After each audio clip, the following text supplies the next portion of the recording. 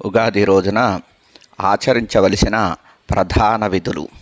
వీటినే పంచకృత్యాలు అంటారు. వాటి గురించి తెలుసుకుందాం.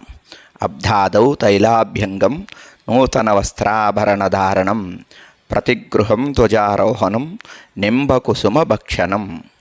ఈ 5 విధులు క్రమపద్ధతిగా ఉగాది రోజున విధిగా ఆచరించాలి.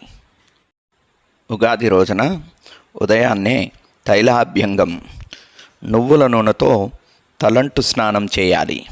నూతన పట్టు వస్త్రధారణ, స్నానాంతరము కొత్త వస్త్రాలు ఆభరణాలు ధరించాలి. తరువాత సంధ్యావందనము, కులదేవతారాధన, దేవతార్చన పూర్తి చేసి ప్రతి ఇంటిపై బ్రహ్మధ్వజం ఎగరవేయాలి. ఆ తరువాత నింబకుసుమ భక్షణం అనగా ఉగాది పచ్చడి సేవించాలి. సాయంత్రం పంచాంగ శ్రవణం చేయాలి.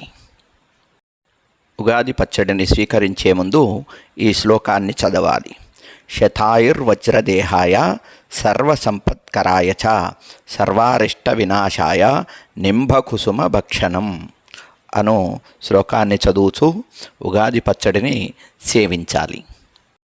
దీని అర్థము 100 సంవత్సరములు పూర్ణాయుష్యు, వజ్రము లాంటి దృఢమైన దేహము కలగాలని, సకల సంపదలు చేకూరాలని, సమస్త అరిష్టాలు తొలగాలని కోరుకుంటూ ఈ లేత వేప పూత కలిగిన ఉగాది పచ్చడిని స్వీకరిస్తున్నాను అని అర్థము.